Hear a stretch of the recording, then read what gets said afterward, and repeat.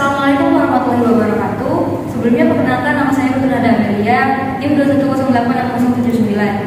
Puji syukur kita panjatkan kehadiran Tuhan Yang Maha Esa, berkat rahmat dan hidayahnya lah kita dapat mempresentasikan tentang karakter dan watak dalam olahraga. Sebelumnya saya hormati Bapak Damra dan Pak Ibnu Al-Mahta dan teman-teman sekalian yang berbahagia. Tanpa berlama-lama lagi, marilah kita memulai presentasi saya, yaitu tentang karakter dan watak dalam olahraga. Di sini pengertian pendidikan jasmani dan kesehatan menurut saya, yaitu pendidikan jasmani dan olahraga merupakan bagian integral dari pendidikan secara keseluruhan yang bertujuan untuk mengembangkan aspek kebugaran jasmani, keterampilan gerak, keterampilan berpikir kritis, keterampilan sosial, penalaran, stabilitas emosional, tindakan moral, aspek pola hidup sehat, dan pengenalan lingkungan bersih. Melalui aktivitas jasmani tersebut yang direncanakan secara sistematis dalam rangka mencapai tujuan pendidikan nasional. Menurut hakikatnya, pendidikan jasmani merupakan proses pembinaan manusia yang berlangsung seumur hidup. Pendidikan jasmani, olahraga, dan kesehatan yang diajarkan di sekolah memiliki peranan yang sangat penting, yaitu memberikan kesempatan kepada anak-anak didik dan peserta didik tersebut menjadi terlibat langsung dalam berbagai pengalaman belajar melalui aktivitas jasmani tersebut. Kemudian pendidikan jasmani ini pada hakikatnya merupakan proses pendidikan yang memanfaatkan fisik untuk menghasilkan perubahan holistik dalam kualitas individu, baik dari dalam hal fisik, mental, emosional, dan lain sebagainya. Pendidikan jasmani dan olahraga menurut Williams, yaitu menyatakan bahwa pendidikan jasmani itu merupakan semua aktivitas fisik yang dipilih jenisnya dan dilaksanakan dengan tujuan, yaitu tujuan yang ingin dicapai ke depannya. Lalu menurut Abdul Qadir Ateng, yaitu pendidikan jasmani merupakan bagian integral dari pendidikan secara keseluruhan melalui berbagai kegiatan jasmani yang bertujuan dikembangkan secara organik, neuromuskuler, dan intelektual serta emosional. Dan terakhir menurut Agus Mahendra, yaitu pendidikan jasmani adalah proses pendidikan tentang melalui jasmani dan permainan atau olahraga yang dipilih untuk mencapai tujuan tertentu. Tujuan dari pendidikan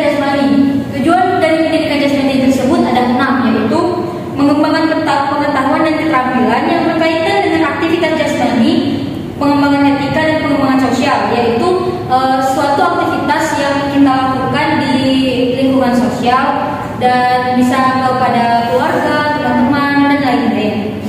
Kemudian yang kedua yaitu mengembangkan kepercayaan diri dan kemampuan untuk menguasai keterampilan gerak dasar yang mendorong partisipasinya dalam aneka aktivitas jasmani, yaitu mengembangkan kepercayaan diri sendiri dalam misalnya pertandingan dalam olahraga tersebut.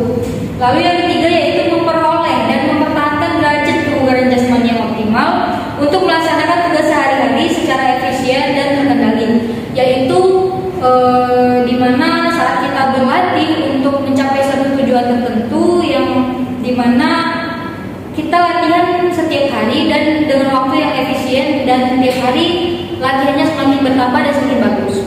Lalu kemudian yang keempat, pengembangan nilai pribadi melalui partisipasi dalam aktivitas jasmani baik secara kelompok maupun perorangan, yaitu mengembangkan potensi diri sendiri dalam suatu olahraga tertentu yang bisa dilakukan secara perorangan atau di dalam suatu kelompok. Yaitu yang kelima, berpartisipasi dalam aktivitas jasmani yang dapat mengembangkan keterampilan sosial yang memungkinkan peserta didik berfungsi secara efektif dalam hubungan antar orang, dari orang satu ke orang dua, yaitu cara kita berkomunikasi, cara kita membuat permainan kelompok, cara kita berinteraksi dengan orang-orang lain. Lalu yang terakhir adalah menikmati kesenangan dan keriangan melalui aktivitas jasmani termasuk permainan olahraga, yaitu ketika kita melakukan suatu olahraga dan kita menjadi senang terhadap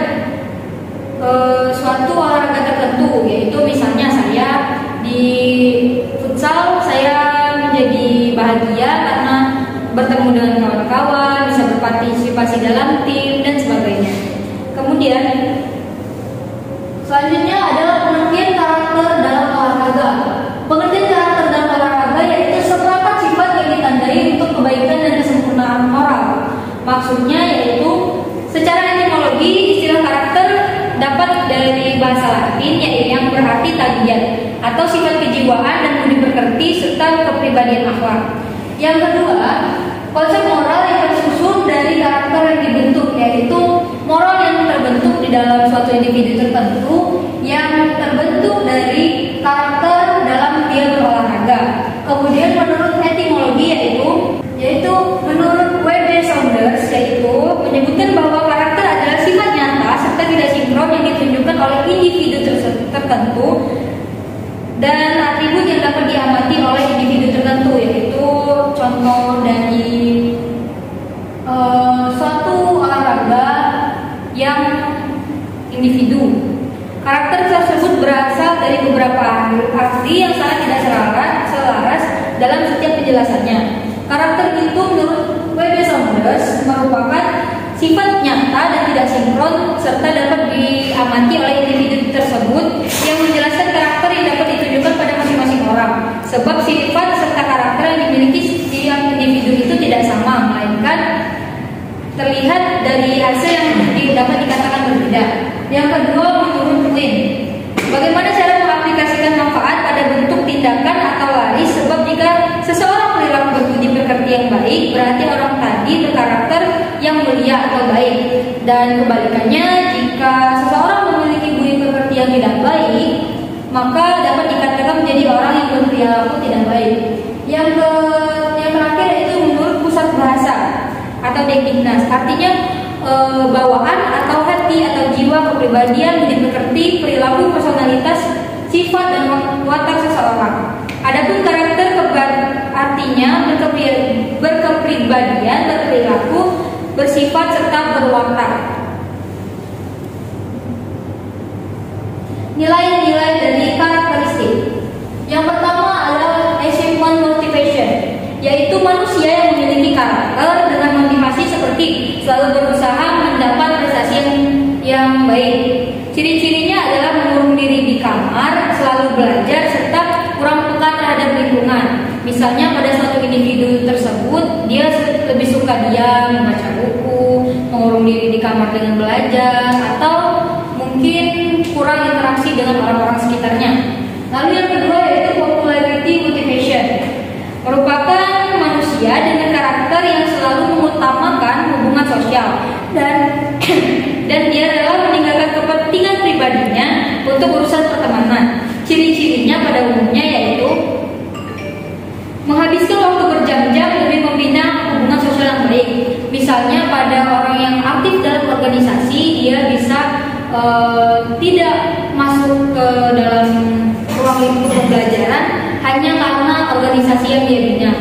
Dan yang ketiga, power motivation, yaitu manusia dengan karakter ini cenderung bersifat pemimpin yang selalu ingin lebih pandai, kuat, dan berkuasa. Pembentukan karakter tersebut dipengaruhi oleh faktor genetik dan lingkungan sekitarnya, yaitu ketika seseorang ingin menjadi ketua kelas, dia harus bersifat pemimpin dan selalu ingin lebih pandai, kuat, dan perkasa dari orang-orang di sekitarnya atau teman-teman kelasnya.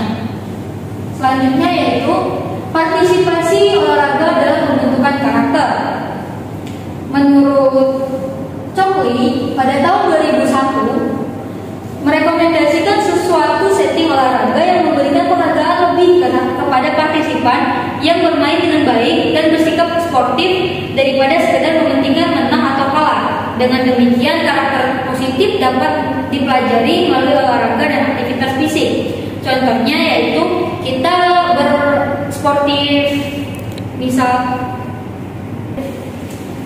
Dan yang kedua, menurut Joseph menyatakan bahwa dengan metode pengajaran dan pelatihan yang tepat serta usaha-usaha pengembangan kualitas olahraga dan aktivitas fisik dapat menjadi sarana yang tepat dan pembentukan karakter.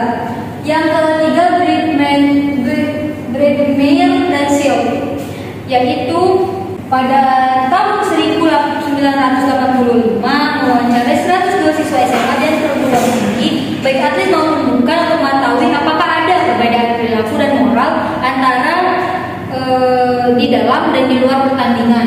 Dan yang terakhir menurut Dunn, yaitu pada atlet hoki menemukan bahwa mereka sangat terfokus pada hasil akhir pertandingan dan pertimbangan moral mereka dalam mencapai hasil akhir menjadi menjadi berkurang.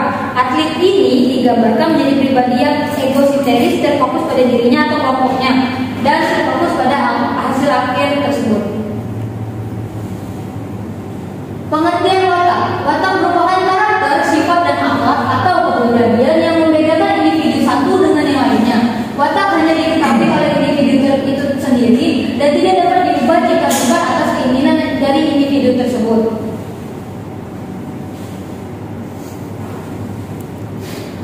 Pengertian watak menurut para ahli. Watak menurut KBBI adalah sifat dan kejiwaan budi pekerti akhlak yang dipunyai seseorang yang nantinya akan memisahkan seseorang itu pada orang lain atau orang di sekitarnya.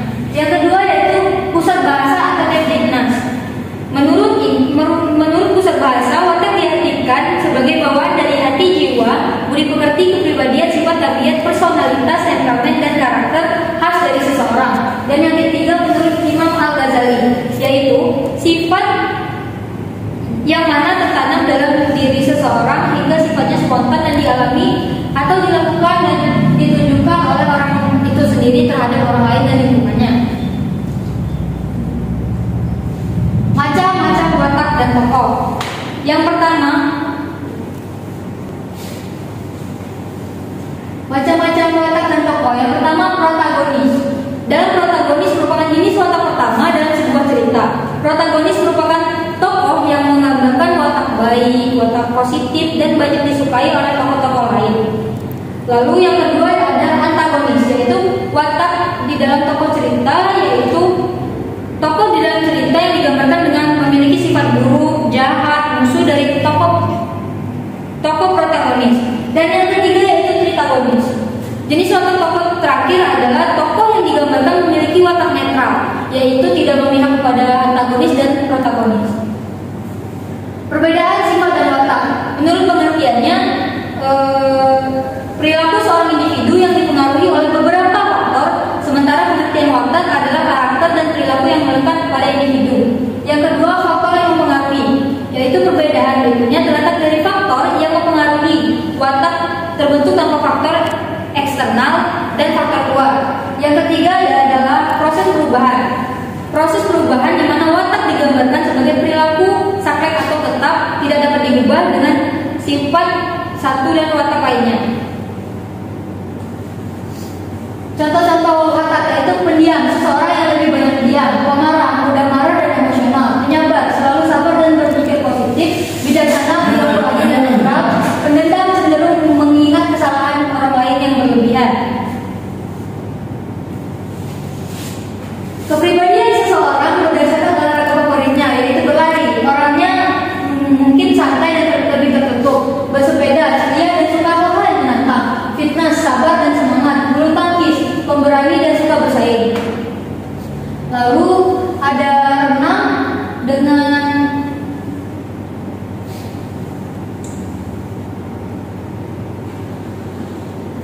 psikologis bebas konflik dan pengertian. Tinju suka hal yang menantang dan beresiko serta senang, orangnya ceria, aktif dan energik. Demikian presentasi dari saya.